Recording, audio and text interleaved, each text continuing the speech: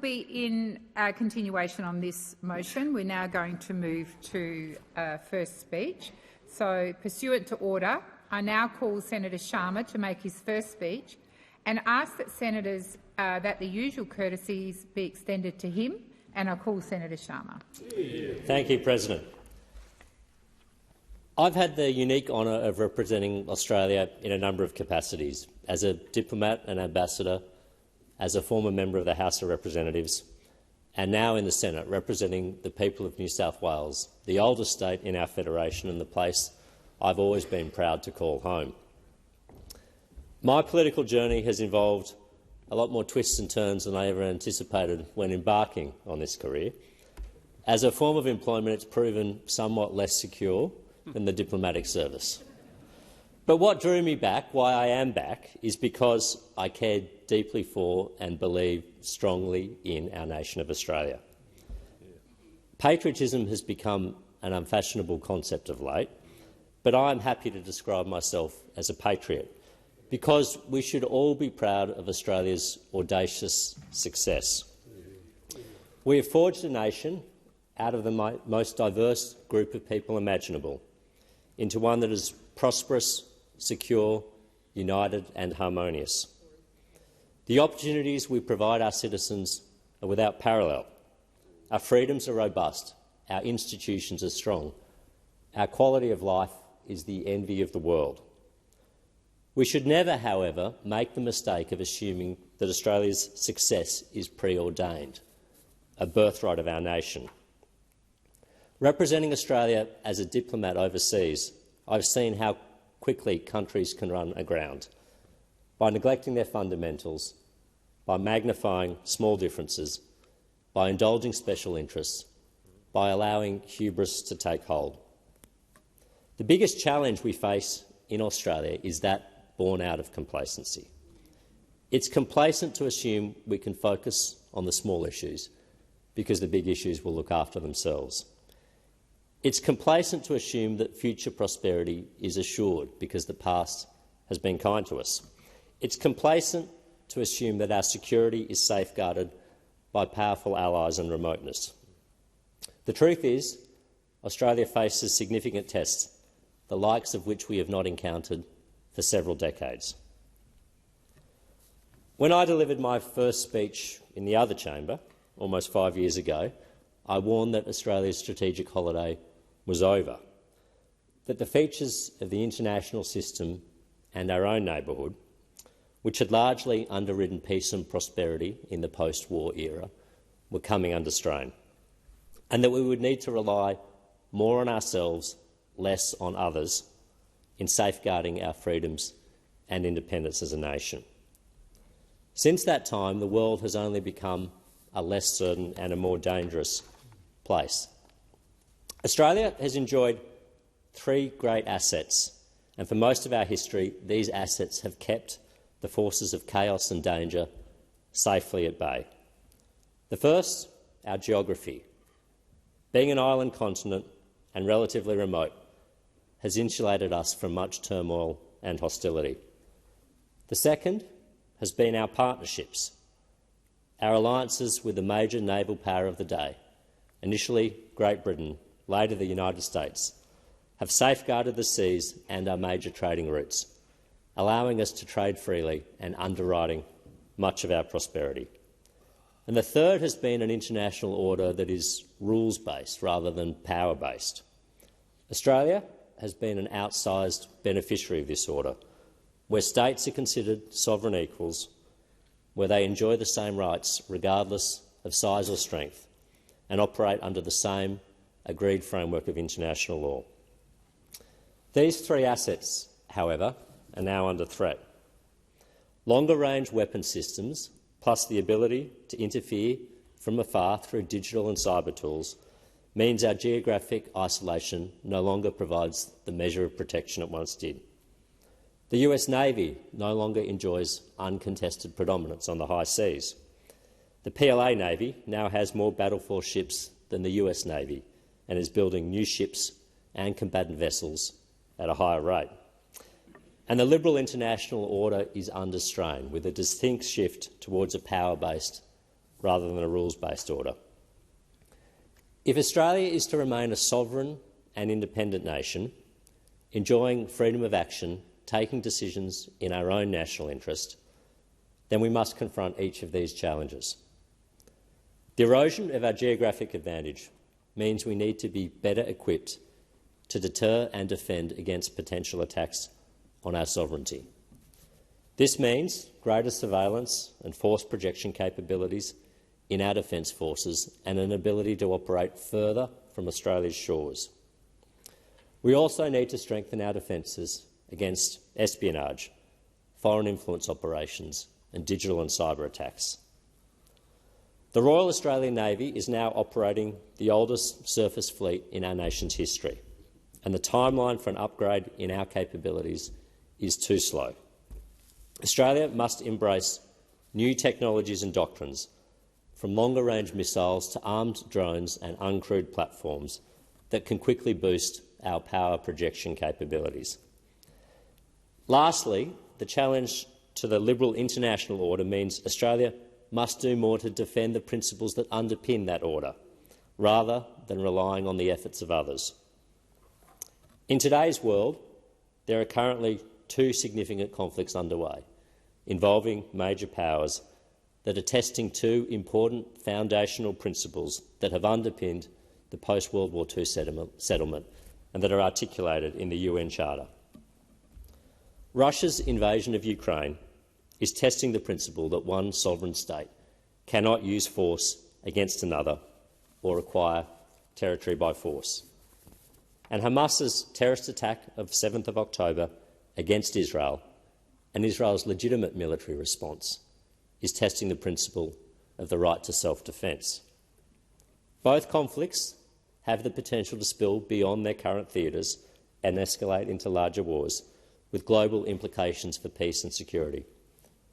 Both wars are exacting a heavy human toll, and in both wars there are loud voices, growing louder, insisting that the costs have grown too high and demanding that a settlement should be found on any terms. The test we face today with these two conflicts is whether we are prepared to uphold the important principles at stake. It was Henry Kissinger, reflecting on the breakdown in peace in the interwar period, who counselled that peace was the byproduct of an international system that was willing to use force, if necessary, to maintain its underlying principles. But he warned, if these underlying principles were not enforced, then the system would quickly fall victim to the most cynical and ruthless states and lead to a greater breakdown in peace. If we truly want an enduring peace, then we need to defend the principles that deter aggressors, and Australia has to play a part in this defence. If Russia succeeds in extinguishing Ukrainian sovereignty, or Hamas is able to claim a meaningful victory, then we will have failed this test. Ruthless actors the world over will be emboldened, and the conflicts we so desperately sought to avoid will be brought instead closer to our own shores. Australia must do more to help Ukraine resist Russia's aggression, and Australia must insist that a durable peace in the Middle East is only possible with the removal of Hamas. Domestically, our nation is struggling. The national accounts show that the Australian economy is anaemic. Without migration, our economy would not be growing at all. Real living standards are going backwards. Productivity growth is low. Inflation is high. Our population is ageing. And the demands on government spending are growing massively. This is not just a post-COVID blip, but, as last year's intergenerational report makes clear, a taste of what our economic future may look like. Left unchecked, Australia is headed for a high-tax future, national decline and stark choices about where to direct our shrinking national resources. We risk becoming this century's Argentina, a promising nation that lost its way. And we are already seeing signs of Argentina syndrome here in Australia, where much of the national debate is focused on how to divide the spoils, how to reallocate the burdens, how to insulate key industries and sectors from competition, rather than how to grow the economy so we are all better off. The heart of our national economic challenge is threefold: to improve our demography, to boost our productivity and to rein in government spending. To support a larger elderly population in a sustainable way, we need a larger working age population. And reversing the steady decline in our birth rate would lower Australia's median age, help ensure we have a larger working age population and deliver a more sustainable balance between immigration and Australian-born citizens. We need policies that increase support for families, including those having children later in life, that make our care and schooling system more accommodating, that treat the household rather than the individual as the entity for tax purposes, and that make housing more affordable. Our woeful productivity performance must also be addressed. And in Australia, this challenge is exacerbated by two factors: an industrial relations system that is increasingly decoupled from productivity gains, and a lack of competition. Competitive pressures drive innovation, investment and productivity, but the Australian economy in key sectors, from banks to utilities, supermarkets to telecommunications, aviation to insurance, has too little competition. In addition to the drag on productivity this situation creates, this lack of competition has allowed aggressive pricing practices, especially in the wake of the pandemic, and been a major contributor to recent inflation. Corporate gross operating profits have surged over the past 3 years, whilst the share of national income going to labour has shrunk, despite low unemployment, to its lowest level ever. What we have witnessed is a rapid redistribution of national income. Big businesses gained, workers and small businesses have lost. Australia now has one of the most concentrated economies in the developed world.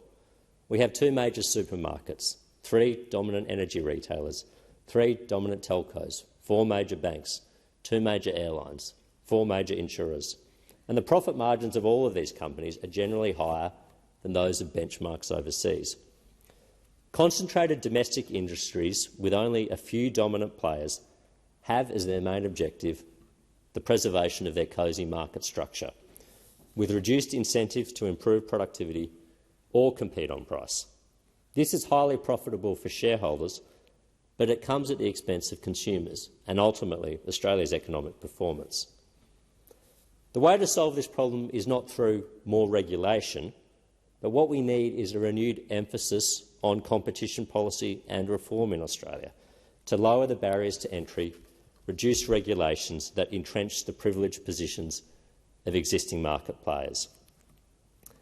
And lastly, as the blowout costs of the NDIS and the pressures on our aged care sector illustrate, demand-driven social services without strict eligibility criteria, caps on payments and a scaled user contribution can quickly balloon out of control. Such an approach to welfare is simply not sustainable. One of our most pressing national challenges is that of housing affordability. Australia is a nation built on home ownership. Owning your own home provides stability for families, creates stronger communities, gives security in retirement. Housing is not just an asset class, it's a social good. But today we are failing a whole generation of younger Australians by denying them the ability to buy their own home. 40 years ago, in my hometown of Sydney, the median house price was about 5 times the average annual salary. Today, that ratio is closer to 12, and it's a picture replicated to varying degrees across Australia. Today's younger Australians have done all that we've asked of them. They've finished school, got a qualification, found a job, are paying taxes, and yet they find no matter how much they earn or how hard they save, home ownership is beyond their grasp. This is a breach of our social compact, and if left unaddressed, we are storing up massive problems for the future. we will undermine social mobility in Australia and entrench inequality. The failure here is overwhelmingly one of supply. Consistently, over 2 decades, we have simply failed to build enough new homes to meet the demands of Australia's growing population, and this problem is especially acute in my home state of New South Wales. There are a myriad of reasons for this. Very slow and cumbersome planning, approval and land release processes, too much bureaucracy and regulation which adds to cost and time for projects, and workforce and skills shortages in the construction industry. And at times outright NIMBYism, which privileges the rights of existing property owners over the aspirations of those who do not yet own property. New South Wales managed to build 40,000 homes per year at the end of World War II. Last year, we managed just 32,000 new dwellings. We must do better. We must enable the building of more homes more quickly and more cheaply, or we will fail Australia. The shortage of housing is being exacerbated by high immigration, which is fuelling demand for already limited supply. And until we are able to accelerate the pace of our home building, we need to reduce our immigration intake, or else we will simply place further pressure on our housing market. The challenge of housing affordability is not the only one being faced by the current working generation. They're expected to pay for their own retirement through compulsory superannuation. Many of them carry sizable debt from the studies they undertook to get a job, and increasingly they are being forced to pay, through higher income taxes, the lion's share of our generous social services. This is not an equitable or a sustainable social compact. Australia collects a greater share of tax revenue from personal income tax than almost any other advanced economy. Almost 50 cents in every tax dollar collected comes from personal income tax, roughly double the OECD average. And this unhealthy dependence on income tax receipts is growing worse, spurred on by high inflation and bracket creep. Income tax collection has gone up 23% in a little under 2 years, as inflation pushes people into higher tax brackets. The number of Australians in the top tax bracket has doubled in the past decade, and this shift has been mirrored right down the tax scale. People might be earning a higher nominal income, but high inflation means their purchasing power is actually reduced, and now their taxes have increased. And the changes to the Stage 3 tax cuts made by the Labor government have only further entrenched bracket creep as a feature of our tax system. Australia's unhealthy dependence on income tax places an unfair burden on many younger Australians. Most do not own any assets, but they are seeing an increasing share of their income being transferred to people who do. Little wonder they are frustrated. Whilst I appreciate the challenges of wholesale tax reform, at the very least we should put in some guardrails to stop this problem from getting worse.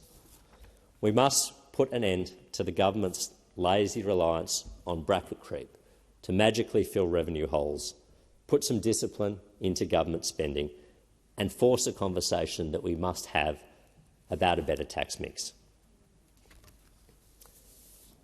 Finally, let me address one of the most important responsibilities we all share, and that is keeping our nation united.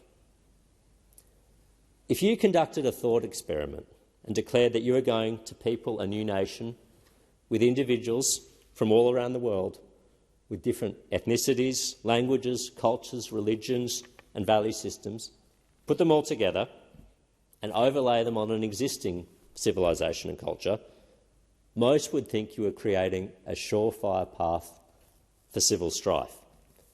But that nation's Australia, and the fact that we have been able to make such an experiment succeed and create a peaceful, prosperous and harmonious whole from many different parts is nothing short of astonishing.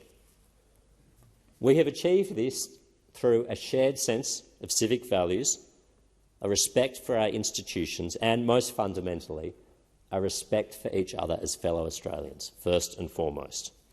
And this is what has allowed us to escape the sort of communal violence and sectarian tensions that often bedevil countries abroad.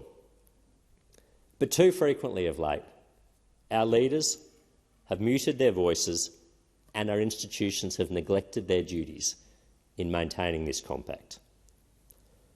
Discrimination, vilification, harassment and intimidation against the Jewish community in Australia has reached unprecedented levels. I understand that people in Australia feel strongly and differ in their views widely about the rights and wrongs of the current conflict in the Middle East and the terrible suffering and human tragedy that has accompanied it. But differing views is one thing. What we have seen in recent months has clearly crossed the Rubicon and resulted in one community, and one community alone, the Australian Jewish community, being made to feel unwelcome in their own country, fearful in their own neighbourhoods, and anxious about the future they face here. This is utterly unacceptable. It is also incredibly dangerous. Jewish Australians are no more responsible for Israel's conduct of this war than Palestinian Australians are responsible for Hamas's terrorist attack that prompted it. And just as all other Australians, they are entitled to exercise their political freedoms and voice their opinions. We simply must not tolerate the mix of mob rule, lawlessness, anarchy and intimidation that has been allowed to flourish in Australia these past several months. It is doing irreparable harm to a community, but it is also doing irreparable harm to the social fabric of Australia. Today it might be Jewish Australians, but tomorrow it will be another group or another minority against which the forces of the populist mob are unleashed. Down that road lies civil turmoil and national disunity. Staying quiet, sitting on the sidelines and hoping it will all go away is a complete failure of leadership.